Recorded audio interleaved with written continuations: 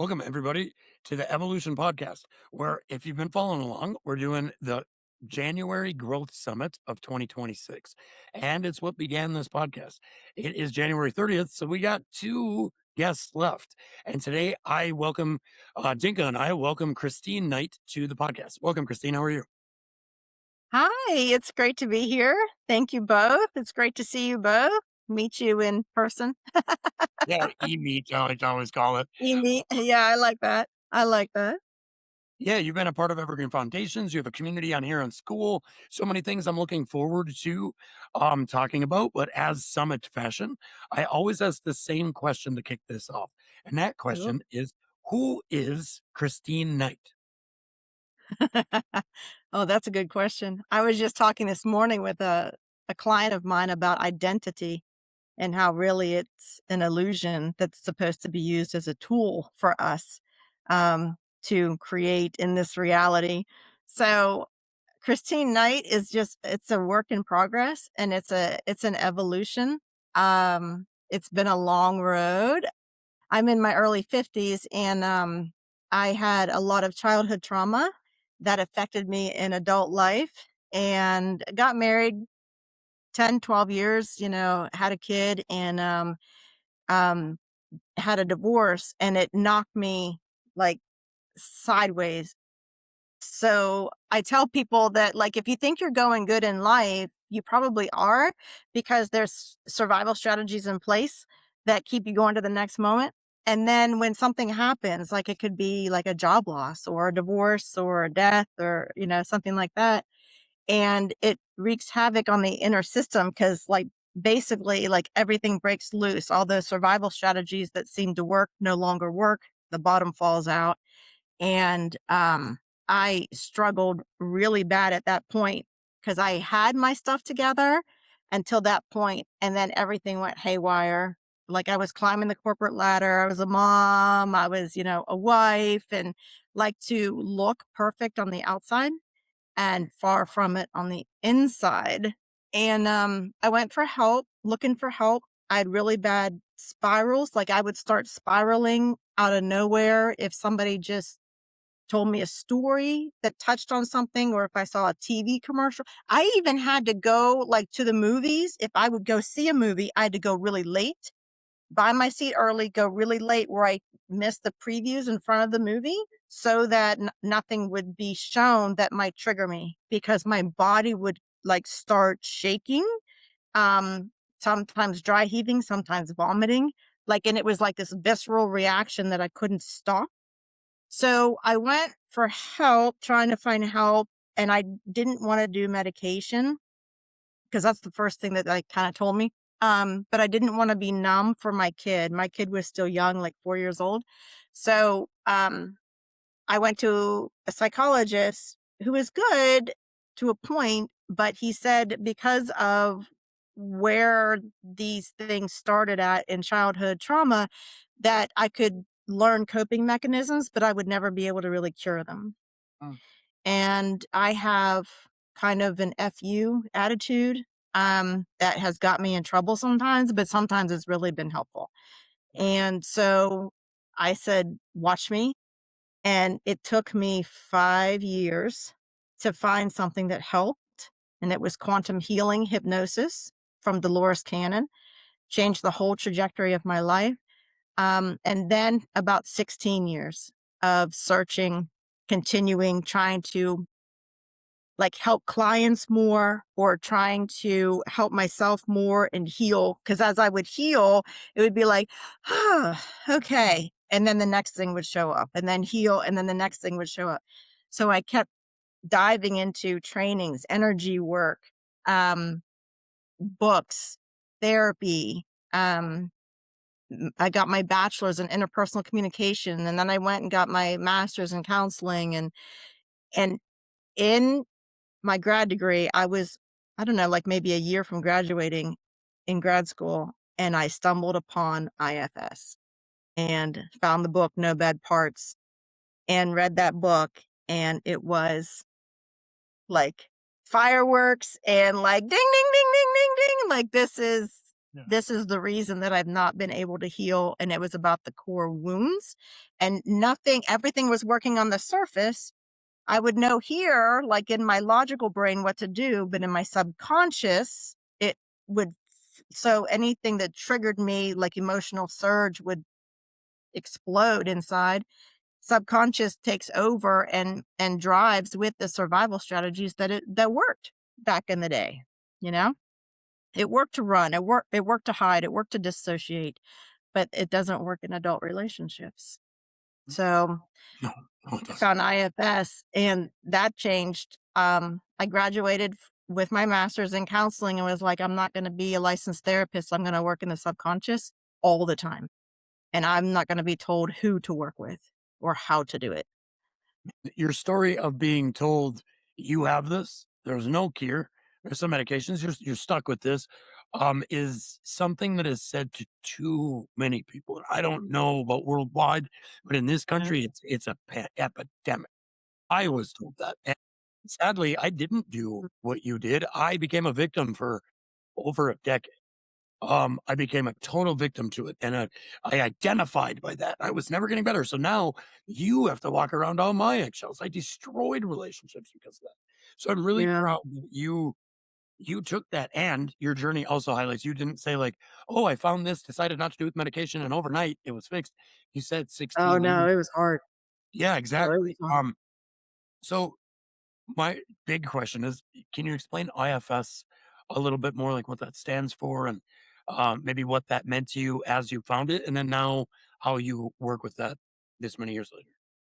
Well, what's funny is I had already gotten my diploma from like a secondary education trade school, like certified of education. So this was like a real like diploma. It wasn't just some, oh yeah, like you're now a hypnotist. No, I was a certified clinical hypnotherapist. I have over 1,000 hours in training in hypnotherapy. And it hadn't worked. I mean, it did. It works at the surface. So that will help me explain what IFS is and why IFS is so different. Inside the subconscious mind, there's a structure where Richard Schwartz has kind of taken some other people's, theories and work and stuff through the decades and structured in a way that's easy to understand where there's different parts within the subconscious structure working survival strategies to keep us safe, which means to keep us in our comfort zone, surviving to the next moment. So in the subconscious, there's protector parts and then exile parts. The exile parts he called exiled because they're shoved out of the system by the protector parts. It's like, shut up, kid, you bother me kind of energy to it. And those exile parts hold the core wounds from the original experiences or circumstances, emotional overwhelm, confusion, trauma, and they hold that in as a real lived experience, stuck in the past, in the exile parts. And then over top of that, you have the protector parts. You have protectors who are trying to control the environment. We have those controlling parts that are proactive, trying to control our environment so we don't get triggered and have that emotional surge exploding inside.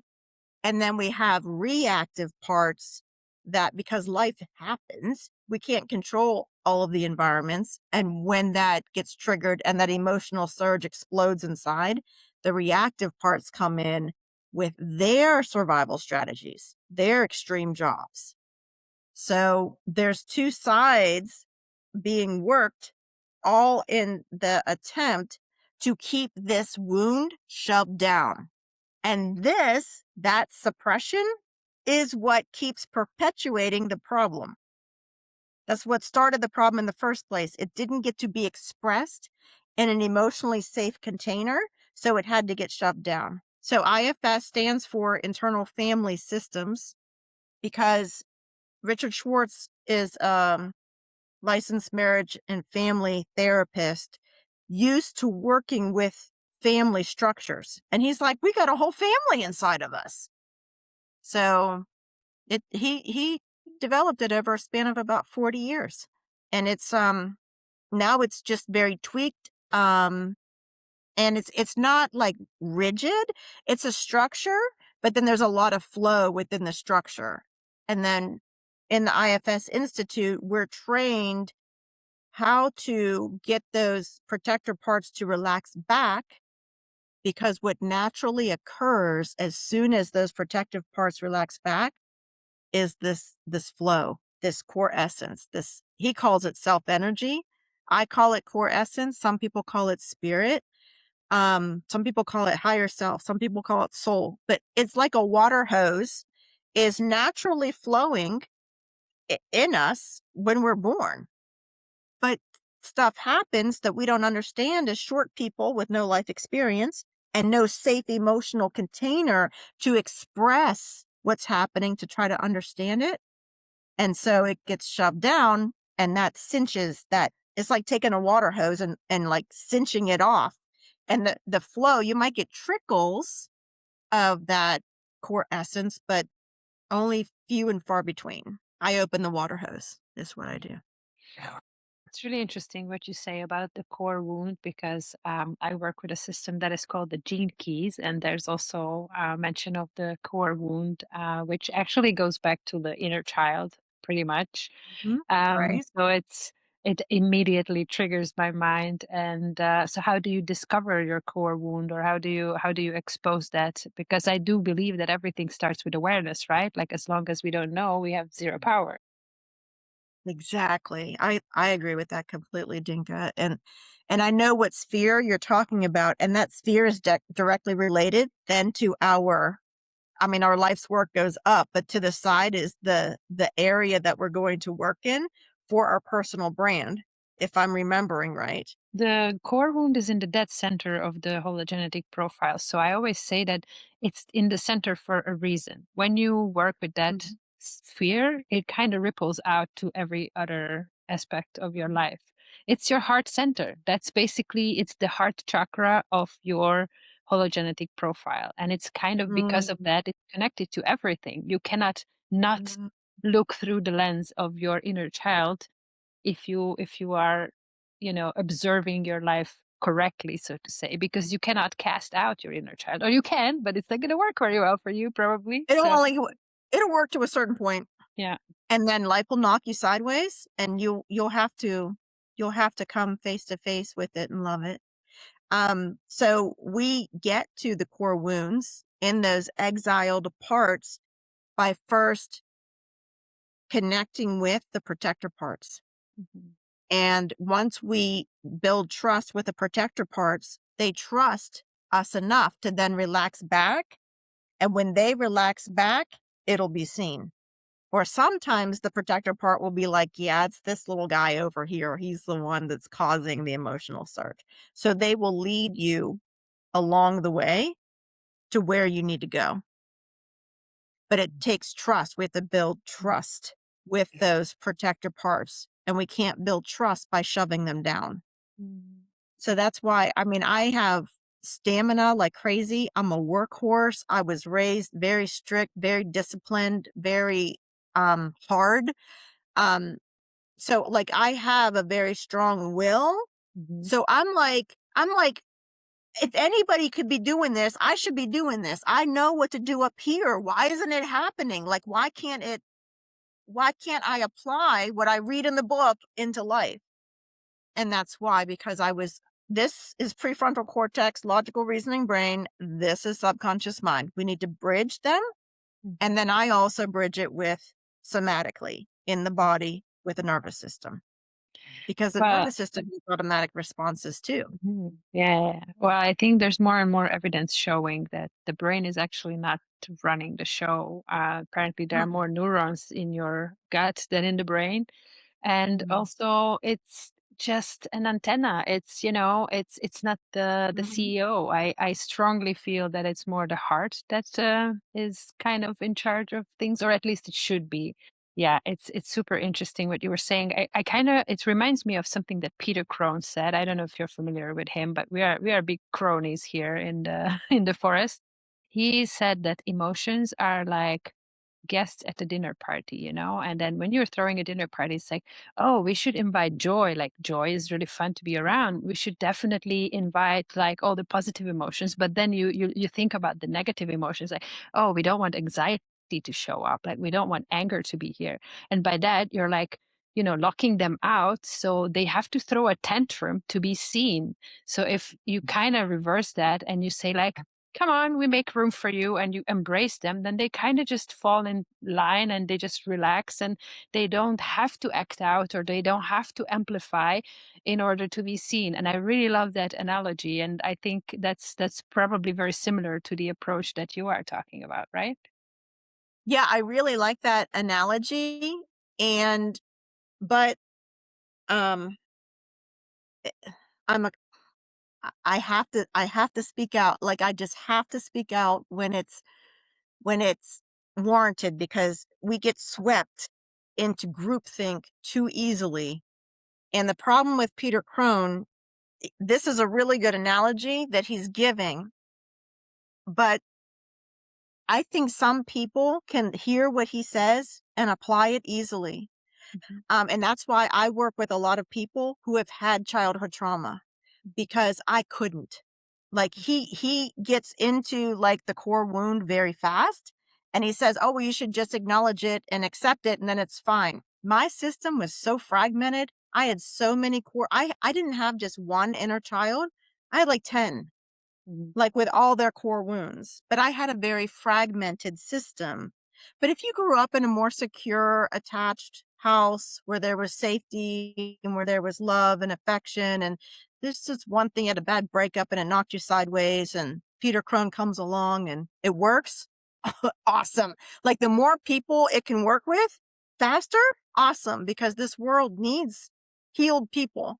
Yeah, for sure. But I want people to know that if you listen to people like that or you read that book and you can't apply it, there's nothing wrong with you. I couldn't either, Mhm. because my system was so fragmented, disconnected.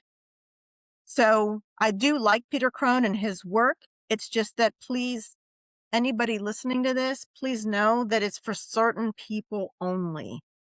And if it's not for you, it's okay. There's nothing wrong with you. You're just like me.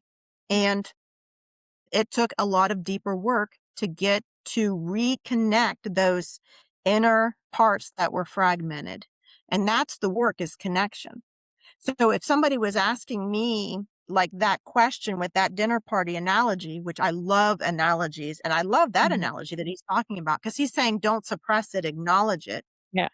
I say, if you're like, hey, anxiety, come in. Hey, depression, come in. Hey, jealousy, come in.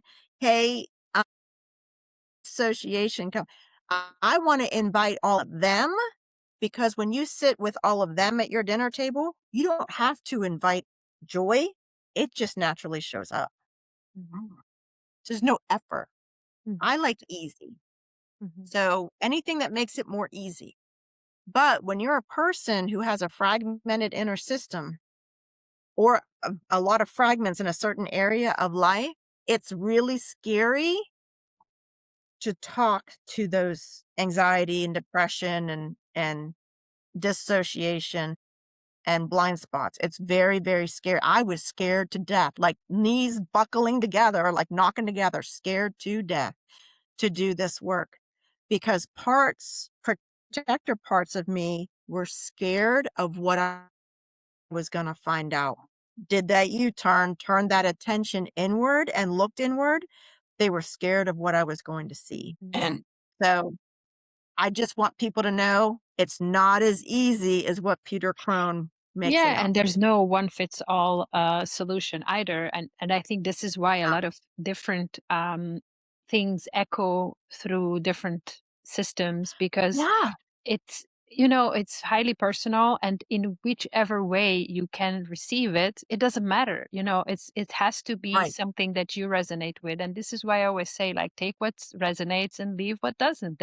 I'm not going to get upset because Peter Crone doesn't work for you. Like, okay, I I resonate with this very much, but so I want to shout this from the top of the mountain because it did change a lot for me, but it doesn't mean that that's the only way. And that seems to be true if we look back in like thousands of years in all the wisdom traditions and all the scriptures, it's repeated over and over and over again. There's nothing new under the sun. We're just finding different ways to describe it. And whichever works for you, hallelujah, like. Right, right, well, and even that, like, I use primarily IFS and clinical hypnotherapy.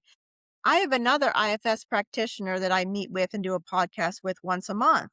He's got a doctorate in divinity, he's a Christian minister, and Mm, he does things a little bit different, yeah, but there are people who resonate with me in of IFS course. and Yeah, people who resonate with him in IFS. sure. That's why there's no scarcity, like, there are many, many people for each person and each style of person. So Absolutely. And there are 8 billion ways to be a human. So, it's right, and how counting. boring would it be? How boring would it be? Everybody's all the same, It's the beauty. He is a gift and we Oh, should yeah. start acting Well, like it I is. agree with that. I agree with that. Yeah. Yeah. And So you're the neuroscience nerd in me is going crazy with this conversation back and forth oh, because yeah. Oh, because yeah. really every single structure or like you said, everybody's a little different, right? So like IFS is really Mhm. needed when you have childhood trauma. The effects on your brain can be, we know scientifically, can be very not just trauma like a bad experience that you have to get over. We know that the amygdala can be really overreactive. That in Mhm. 0 to 6 years old, that has a bunch of traumatic events that are experience. So you're gonna release more cortisol. Your Mhm. relation, like the way you regulate emotions, is going to be very different. We know that when you're under stress or extreme trauma at a younger age, your prefrontal cortex actually develops differently. So what you're talking about, like, well, some can't and some can. The reason scientifically is because the brain develops at such a different rate when trauma at an early age is experienced. Like Mhm. you almost said, you have those 10 inner children almost, those 10, Mhm. it's what it is those 10 programs that got put into you. Because as a hypnotherapist, you probably know that from 0 to 6 years old, when in our age, we're in constant theta state. We're in constant Constant. We're in hypnosis hypnosis. Yeah. from 0 to 6. Anything Yeah. that we touch, taste, smell, hear happens to us, trauma, everything, it's hardwired and it's how our brain grows. The amygdala, the prefrontal cortex, Well, it's everything. going right here. It's going into here. Straight So to your subconscious. exactly. So that's what the subconscious develops. And then after 6 years Yeah. old, we have to figure it out. We have to change it. And a lot of us don't know that or figure it out. Shit took me till I was like 37. So I was going to say a lot of people don't figure it out till 18, but a lot of us don't know that we can change some of those things. Obviously, it takes more work than others. For somebody that comes in that shattered state, lots of trauma that you work with at IFS, what are some of the first steps, first parts of the process that normally happen? Oh, boy. So the short answer is when we are traumatized as young children, we lose the capacity to trust. So we don't trust the world. We don't trust people. So the first step really is to build trust. Trust with the practitioner and trust in their self.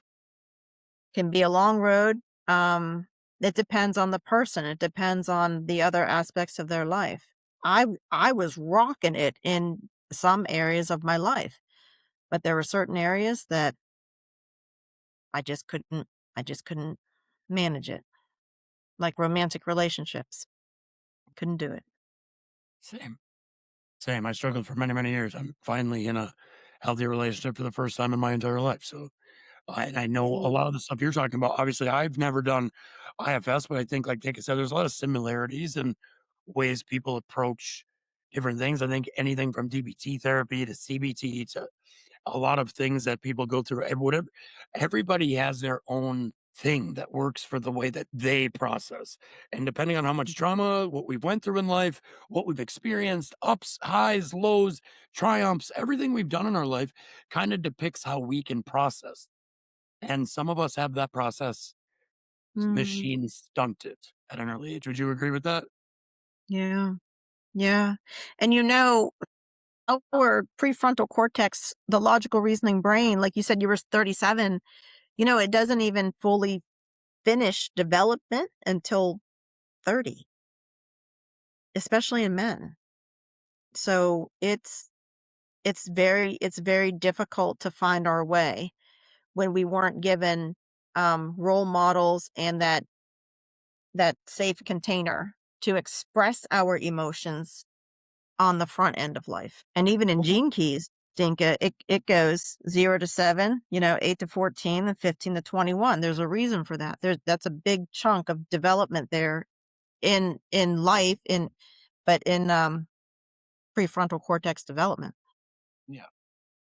Was there a turning point for you where you're like, "Oh, this is starting to work. Like, I am starting to handle situation A better." Like, was there a point where you really started to see the the progress of your action? You're doing these steps? Yeah. Yeah. It took about 3 I saw my practitioner once a week, and it took a a few months, took about 3 months for my main protector part, like the oversight director of the inner system, to realize it wasn't me. And it was like, oh my God, like, what?" Like, everybody was surprised. And it was a masculine energy, which makes sense because I was driven very hard by like a drill sergeant kind of father figure. So a lot of my inner um parts have masculine energy, and then some have feminine energy. Like all the inner child parts are feminine energy. But it's amazing how things like show up in the subconscious. But when we realize that and the clouds parted, and that was my first real glimpse of self energy, that's the turning point. When somebody sees self energy, their core essence, as who we really are, it's a flow of compassion and clarity and calmness and confidence and playfulness and patience. It's a flow of love. And when you see that, it's like that's the hallelujah, like, hallelujah, like, oh, clouds part, the sun is shining, because then we can build the connection. Then we can start to reconnect the parts to core essence. And that's the turning point. It's a turning point with all my clients too over the years. So we build trust to allow the protector parts to start to realize that they're safe enough to start relaxing back. And when they start relaxing back, that's what starts parting the clouds, basically. And then the sun is like, hello. In this Yeah. process, is it mostly like communication and dialogue? Do you have meditations? Is there what's the process gonna look like? So I use a very light hypnotherapy induction just to start the process of turning the attention inward, just because I like easy. Anything that shortens the time and makes things easier, I like it. So there's a little bit of that in my style of sessions, but it's mostly dialogue with the part or parts, because a lot of times we have an inner conflict. Like one part wants to move, but one part wants to stay. One part wants to change jobs, one part wants to stay in that job. And that's a perfect place to start because you have the inner conflict between like a proactive part trying to control and a reactive part trying to soothe, and underneath it is the core wound. So I can start anywhere in a system, but a lot of times we start between parts, dialoguing between parts. Gestalt, if you know what that is, where you kind of like talk back and forth and you watch how the other one responds, and then you respond to that. What was that called? Um, Gestalt, Oh, like yeah. Gestalt. It's that's been around for decades, like the 40s. Yeah. So I learned that in grad school and hypnotherapy in my school, but it was the dialogue between parts. Where IFS is so different is it's the dialogue between a part and core essence, a part and self energy. For those that might not know, can you explain a little bit more about like the self energy, you mentioned masculine and feminine energy, maybe that like inner child. Can you explain that a little bit more for those who might not have any much information on that? So we're not mono mind. Some people were raised that it's just you and that's it. It's just you. And no. It's scientifically proven we have multiplicity of mind. We even know now that there's brain, logical reasoning, subconscious, nervous system, gut, brain, heart, brain, right? All of those are in an ecosystem communicating with each other, and same with different parts within the system. All of us have masculine energy in us and feminine energy. Feminine energy in the sacral chakra below the navel, masculine energy in the solar plexus chakra just above the navel. Our job here is to bring union and cohesion to all the ecosystem that's flying all over the place. There's left brain and right brain. There's brain and heart, masculine and feminine energies, and self energy, core essence. Our tap in to our GPS, intuitive guidance, with the human parts of us. So it's top 3 chakras with lower 3 chakras. So there's stuff like everywhere, flying in the ecosystem everywhere. I give the analogy of bumper cars at the amusement park. You got bumper cars like bumping into each other, and then there's some like trying to avoid being hit, and they're on the very outskirts. Our job here, no matter what method we choose, our job is to get all the bumper cars lined up in a line, in alignment, and following North Star direction.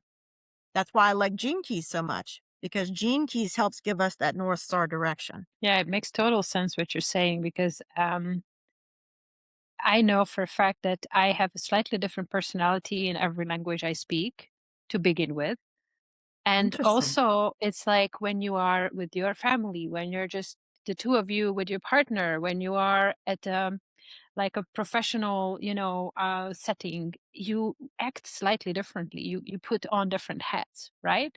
So it makes total sense that we I are not used to. mono mind. And okay, maybe there's certain values or certain ideas that are always there, but you don't let your guard down the same way in front of strangers as you do when you are just with your loved ones and the people that are closest to you, right? So I think it makes total sense that you don't just treat the whole system as like, oh, it's just little old you, and you are just one thing, and put just one label, and then that's what you are, and case closed. So I really like this approach, actually, to allow That's a us good to be analogy too, different. Dinka. Yeah, that's a good analogy.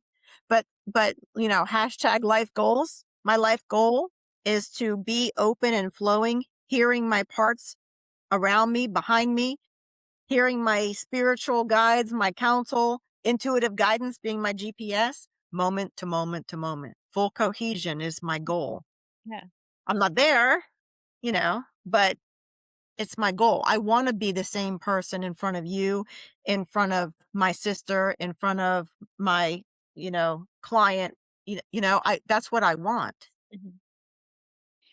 Yeah, and there's power in that too, because I think it's also sometimes very tiring when you have to act in a certain way with certain people because you don't allow them to have access to all of your parts.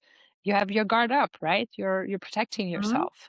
So mhm, it makes sense that when you can just be in your mhm. center and be unbothered by, external forces, then it becomes easy because you don't have to play a part, right? So, yeah, and I And totally even the understand language play a yeah, part.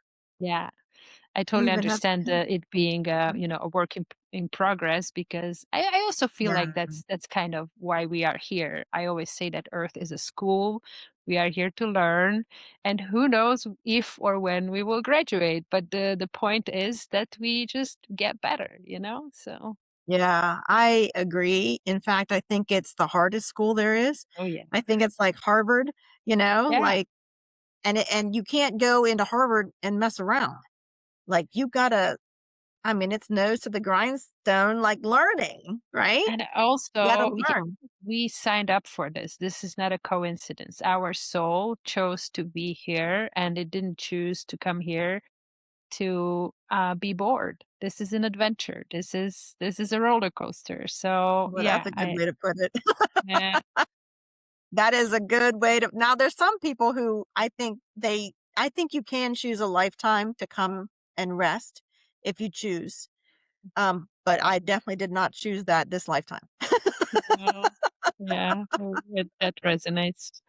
But isn't it just more fun? I mean, I feel like that's also kind of one of the golden threads throughout this podcast, that most people that we talk to, and they're, from total different walks of life, almost everyone without an exception would, in retrospect, look back at their deepest, like biggest trauma, or like that rock bottom moment.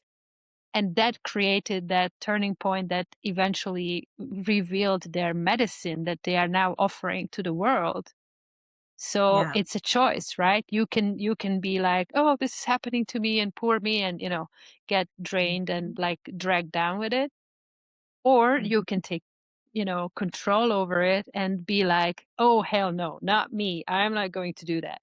And Mhm. use it as rocket fuel to then, alchemize that situation and turn something really crappy into a superpower. And that's pretty awesome. Yeah. Yeah, that is very, very awesome. That's kind of the story of my life. Because believe me, I was kicking and screaming and spitting and punching and I was pissed. Oh, I yeah. was really pissed off that this was my life. And it took a very long time to get all of the things in place and to go through all the journey. And I've had, I mean, literally almost every single kind of thing you can have happen to you. Um, but now I'm like, "Oh my god, thank you so much." Like, I'm so grateful because I can sit in front of my clients and say, "Oh yeah, I get you." Like, Mhm. I've been there. Like, and I can tell them next steps of the fastest way to do it. And that's why I had to take the long scenic route to get to where I am so that I can sit in understanding and compassion. Like, one of my things to learn here was compassion. I wasn't raised with it. I didn't know about it. I didn't know how to do it, and now it's it's not you don't even have to try. Like now I don't even try. Like it's just there. Because I've been there and I get it. So I'm completely with you that the pain becomes the purpose. Just like in Gene Keys, the Mhm. shadow Exactly. Yeah. becomes the gift.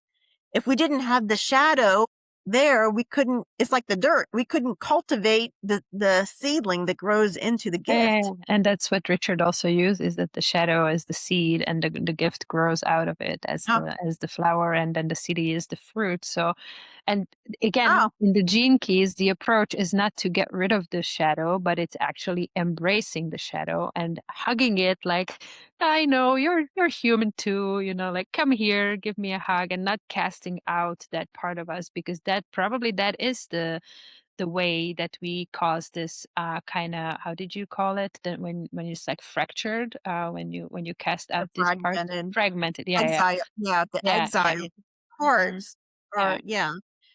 There and a lot of times doing the work in the subconscious, the visuals come up for the person and they see a cave or they see an abyss or they see this like volcano and they're like on the edge, like looking down into the volcano. like it's visually there in the subconscious being lived. Those core parts, that experience is still being lived over and over and over in there. Oh my gosh, like, come here, let me love the crap out of you. Mm, You know, yeah, you're going through that. yeah, Come to the present moment, yeah. you know, Love it. when they're ready, when they're Yeah, ready. yeah, yeah. Of course, of course. Yeah, that's definitely, you can't save anyone against their own will. And as painful as it is sometimes, especially, I'm sure you can relate to this, especially with people that are close to you, when you feel like you have tools that you could offer them that would help, but they have zero interest in it. That's the hardest part, when you just have to watch them suffer and then they're not interested in, doing the work themselves. I think that's really heartbreaking. But again, there's free will, so you can only lead the horse to the water, I suppose. So, Yeah, that's been a Christine, journey. That's been a gift too, acceptance of the other person as they are. Yeah. As long as there's not abuse or like Mhm. Yeah, yeah, yeah. Mhm. mistreatment or anything like that, but like people close to you and like you could help them. Mhm. It's just not time yet. Yet. Yeah, and if But you just tell them that, oh no, you should do this or you should do that, because it may come from a loving place, but you saying that makes them wrong in a yeah, way. it's much better to ask Mhm. a question that Mhm. invites them to look Look inside inside. themselves. Yeah. Mhm. Yeah. And sometimes just tell me more about that. Mhm. And then they'll start getting deeper and deeper. That's the way to do it is ask the question. Tell me more. Get curious Mhm. about what they're telling you, even if they're in victimhood, Mhm. because if they talk long enough, they'll start to go deep. Mhm. It's just nobody listens to anybody Mhm. on the surface. No, you're full of crap. You're playing the victim. Go away until you stop playing the victim. When we could just sit there and hold that safe emotional container for them, and they would talk to the point where oh yeah, I wonder why am I still stuck in this? Yeah, that spark. I think sometimes it's all we need is that little spark to get us to go, hey, I can have an impact if I start doing some work in different areas of my life. So I think that's super important. Seeing you also, I mean, I'd be remiss if we are a school-based podcast, so I do got to bring up that on these episodes. You also have a community called Trigger Happy that do you employ your IFS practices? What's going on in Trigger Happy right now? Yeah. I called it trigger happy because some people are like, wait, what, why are you calling it that? And I'm like, because you literally get to the point where you're excited when a trigger shows up because you're like, oh, there's a core wound there. Like when you know what to do with it and the process to go through, it becomes self-discovery and exploration. And you actually get happy when there's a trigger, when there's a ping on that core wound because like I give the analogy, here's another analogy. Somebody can throw salt at you and I mean, you feel it. It's like maybe a little irritating, but it doesn't burn. If it burns, it only burns because there's a wound. There's an open wound that the salt gets into. So when we feel a burn, there's something there that needs to be seen, that needs to be acknowledged. Invited to the dinner table, as Dinka was showing us that analogy. So the school community, I just kind of formed it a little bit by accident to be a bridge. I started it to be a bridge from people doing sessions with me to having something to support them in between sessions or to, if they're going, cause I teach people how to not need me. So as they're kind of like standing firm on that foundation that we've built together, they still need other support things. So they wanted a way to access me or ask questions. And that's how it started. Right. And then I was like, wait, there's a lot of people who have like a barrier to entry because of price or because of time. And this is a good way for them to start learning about this. And they can even DIY. You can do it yourself. There's an online course in there for free. There's a trigger translator AI tool I created for free. All you have to do is just go up the levels, engage in the community, like some stuff, comment on some stuff, and you get it for free, and it's gold. Like, it's good. It's really good. It's literally 16 years of neuroscience and hypnotherapy and IFS studies and energy work in 12 hours of online course.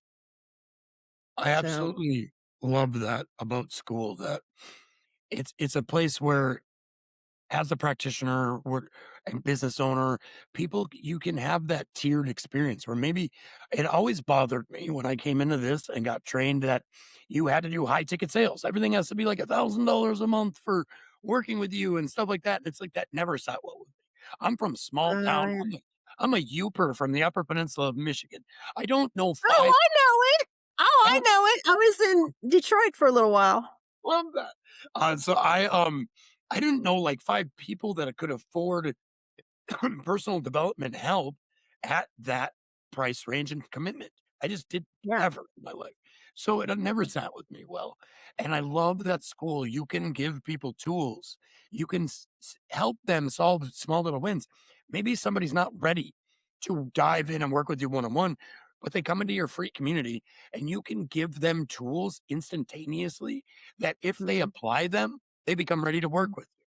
So I Yeah. love that about Skool is there's no cutoff. I'm like, "Oh, no, you can't afford me to listen to me." And it's like, "But why?" Like, they should be Yeah. able. So, yeah. Do you like that Yeah. about. Yeah, yeah, I whenever I found Skool by accident, because I was just off social media, I was just so over social media, I didn't want really any part of it anymore, and then, like, 6 months later, I happened upon Skool through YouTube, through a person I was watching on YouTube, and it was the hobby plan was already in place, so I could do it for $9 a month, which now it's 100. I mean, I'm paying 100, but it's only because of what I wanted to offer to people. But you can start it for $9 a month, and then the freemium, they already had those tiers. So some of the early people, were you early, Brandon? You were early, I yeah, don't where you we had had to pay. 2 we had $200 communities. We had a free community, Evergreen Evolution, and then we started Evergreen Foundations. The experiment wasn't it was a fail forward in my opinion because we learned a ton of what Mhm. we are now doing, and we combined those 2 into Evergreen Foundations you see today. Oh, wow. So, Wow, yeah, that's we amazing. I love the Yeah, hobby. I now Better Brain Project is hobby plan community, and it works for now for that. It won't be there forever, but it works to get yeah, what community is about is building a community. You can't just let people in and be like, "Hey, we open the doors. Here, buy my products." Nobody wants that. yeah, People want connections, and yeah, I love that hobby plan, $9 a month. Start the free thing and just get people going. I yeah. love. Well, even giving them the online course for free, it's like nobody's doing online courses anymore. We are so starved for connection now that everybody wants a program. So people want to interact with me. They want to ask me questions. They want me on the video calls. But, this takes a lot of, like, I've put in a lot of time in the last 2 months in school. You don't say. Um, yeah, Me me and Nick are saying you, that. Yeah. you get it. Yeah. So, I mean, it does take a lot of time, but then the community does start kind of, if it's engaged enough, it starts kind of running itself when it gets big enough. So, I am looking forward to that. But like why it was such a perfect fit for me is we were wounded in relationship with our primary caregivers, with our teachers, with our peers at school. We were wounded in relationship. We heal in relationship. That's where the new wiring really gets soldered in the nervous system and in the brain. So I'm like, this is perfect. I can nurture this and foster this community of connection because that's how we heal emotionally. Yeah. And it's also we are pack animals, right? Like we're not supposed to do this alone. I We're also not get supposed really to. strong generator vibes from you. I don't know if you're aware of your human design, but you even said the word workhorse. That is one of the like Oh, major, keywords of being a generator. Yours truly also a generator here. oh, I also feel like as in everything in life, you get out of it what you put in it. And that's really true with community as well. So I love that Yeah. for you, as you were saying, that you spent a lot of time and effort on it. And I'm 100% sure that it will not go unnoticed. And that's actually the law of attraction. And what you put out there has to come back to you. There's no other way. It's not optional. So it's really exciting. And I love how generous you are with your gift, with your magic. Because I really feel that also, that you really just want to help people and you want to give them the Yeah. power to change their own lives, and that's beautiful to see, really. I know what it's like. It Yeah. sucks. Yeah, It's yeah. frustrating. It's a struggle. Like, I get it, and it doesn't have to be anymore. Like, Mhm. this is the time. This is the time. It's 2026. We're having a huge shift, astrologically even. Yes, yes, Like, Age of Aquarius is here. yes, yes, yeah, Yeah. it's time, and that opportunity showed up for me, so, yeah, yeah, and people, like you said, people they need to put effort in, they need to put time in, engage with the community, but then they start making friendships by Mhm. accident, and they start Yeah. finding stuff in common with other people and having side conversations and having coffee together at a meetup on video, like, It's my favorite thing as running a school community when you're like running through and checking comments and you're looking through threads and you see like 2 or 3 people just having like the best conversation. And you're like, oh yeah, look at that. Like cool. Like I'll even comment and be like, I love what's happening here. Like it's so cool to see people connecting. And I really look at school as a skills sharing hub. I mean, all of you guys that yeah. have come into this community in the last 2 months have been you and Sharon and Karen and all the people that we have, Mark, and I think there's a couple other Marks in there. And I so many people Yeah. that I now learn Mm. from that I know I help. They'll ask me, "Hey, Brandon, what do I do with this on school? I'm brand new." And I'm like, "Hey, do this," Yep, or I'll help them. And then I go to them like, "Hey, I would love if you share, your information on this with my group," or I go into mhm, their groups. And I think yep. that new age of school where we're cross pollinating healers and people who want to make an impact is we're creating a movement, and it's super cool. Not just us, like we're creating it, but us as in the people who come to school. But a little bit Yep. us this summit, a little bit. I'm gonna take a little darn credit. Yeah. Yeah, but this was a big thing. This was a big thing to put together too. Yeah. 30 it was what, 32 speakers? Yeah, 33? it was 32 speakers, and then our podcast started, so we're doing that weekly, and then Tornado threw in a couple special events. I think we're at, like, 34. This is called 34. Yeah, This is called 30. Wow. This is episode 34. So, it's funny because I remember when Brandon first presented this idea, I was like, Tornado Brandon, just going crazy. It's as per usual, you know. And here we are, and we actually over delivered. Not only we managed to book all 31 spots in 3 days, but it was after that the podcast was created because there was need for it. People were literally lining up to tell their stories, and it's such a Mhm. pleasure to give those people the platform and the opportunity, and so much fun because you just have to ask questions and you just have to let people, like, tell their incredible story, because everybody does have an incredible story. This is what I Oh, always yeah. say, like, you just have to have the patience, and you have to let them trust you enough so that they feel safe to share their story. And it's been so amazing. And I guess for the listeners as well, we've already had some feedback about this, that yeah, it's so cool, like all totally different people with different stories. And yeah, Yeah. that's why we are pack animals. We are human beings. We love to connect. We need to hear stories from other people to experience how it is for Yeah. them to be in this reality. So yeah, Yeah. it's been really Yeah, fun. I'm really grateful for how much the platform has grown before I even found it, Yeah. and the work that they're doing in in the platform. It's always being upgraded, always new features, trying to make it Mm, easier for the owners. Yeah, accessible, with the monthly fees, like, mhm. yeah, I'm really, really grateful, and I just think that this is gonna be where social media kinda alchemizes into. Yeah, Hopefully, yeah. yeah, small I groups and groups of like-minded people, because otherwise people are gonna kill each other. Have you seen other social medias? There's too much division. There's too much stuff. If you can't all get along, you got to put them in boxes then. And as the communities is kind of becoming the boxes. That's what I see because Wow. there's just too much division that the algorithms of social media push out there. And you don't Yeah. have that when you come into a school community. When you come into a school Yeah. community, you go into others, there's no algorithms of like what Yeah. information the community makes what information. I know what to post in our communities because I read comments, because I talk to Yeah. people, because people are like, Yeah. hey, I want to talk about this more. Great. I'll put up a Yeah. thread. Like, there's no, you're going to get this information and it's going to fire you Yeah. up. Yeah, that's what I tell people about my Ask Me Anything tab in the discussion forum on my group.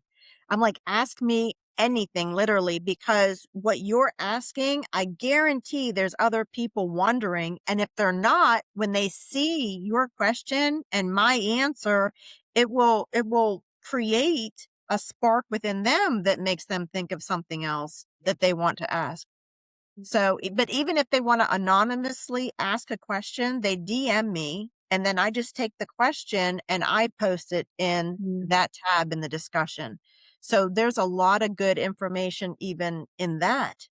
Yeah. So it's starting to grow into some really good, like really good stuff in a short amount of time. And I had that just the other day too, Brandon. I popped in and saw that there was side conversations going on without me at all, and I was like, "I love this so much. Yeah, it's This the is best. awesome." It is. Yeah. Yeah, and it's just starting, so it's growing into This something goes really. back to that barbecue analogy that we always use from the schoolyard from Jack. That's the idea, right? Like as a host of the barbecue, you don't want to have to carry all the conversations. You just kind of want to introduce guests to each other. Mhm. Like, hey, you should talk to this guy and you will have fun. Hey, you should talk to that guy. You don't want to Yeah, have to talk to everyone because then you're not part of the party anymore, right? yeah, So I really love yeah, that. It's like connecting people and just like putting them together like, hey, you should maybe talk to each other. I think that's the biggest fun on Skool, and I love how that happens sometimes organically actually. We didn't without even the owner interfering. It's just people gravitate towards each other based on their interests and the conversation. So it's been really yeah, fun to watch that. Well, yeah, and you're meeting like-minded people yeah. that kinda get you, but then also expand you. Yeah, So Yes. it's yeah, all good stuff. it's Good fun. stuff. It's Yeah. really Well, good. Christine, I've really enjoyed our conversation here today and learning more about IFS. I've known you for about a month, a little over now, and right before the summit, you booked in with us, and so it's been awesome to learn more about that process. Your community trigger happy is, and it is a super safe space. You can already tell.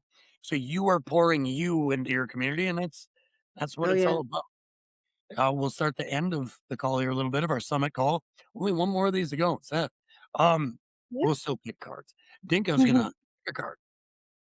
Yeah, so I have a card for you that I always draw from my Oracle deck, and then you Yeah. got the Earth Guardian, which Ooh, reads very interesting. "Stay rooted and grounded."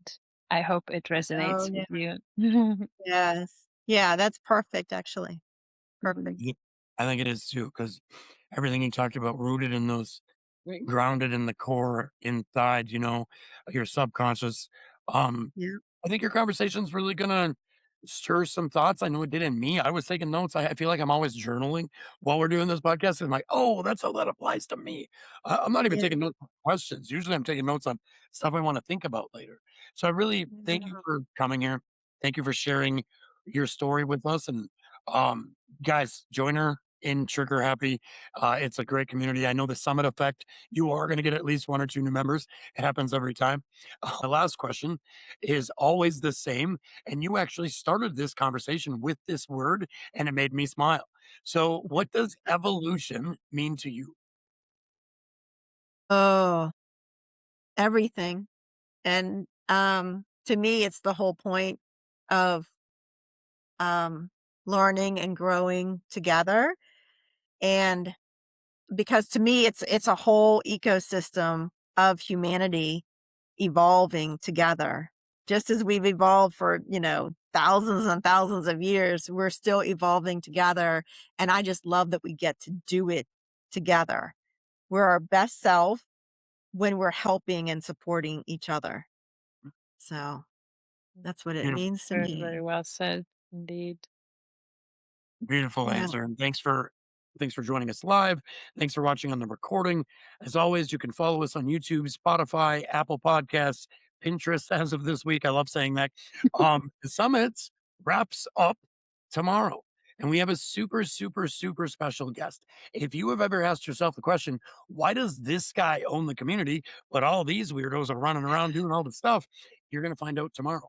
The owner, co founder, David Layden Jr., is our final summit guest speaker tomorrow at just check your calendar and keep following along. The summit comes to an end and the podcast continues on. We'll record every Wednesday and we have guests booked all the way up to June already. So it's super, super cool. We got so many amazing everyday superhumans to join in conversations. So today, thanks again, Christine. Thanks for that awesome conversation and keep evolving.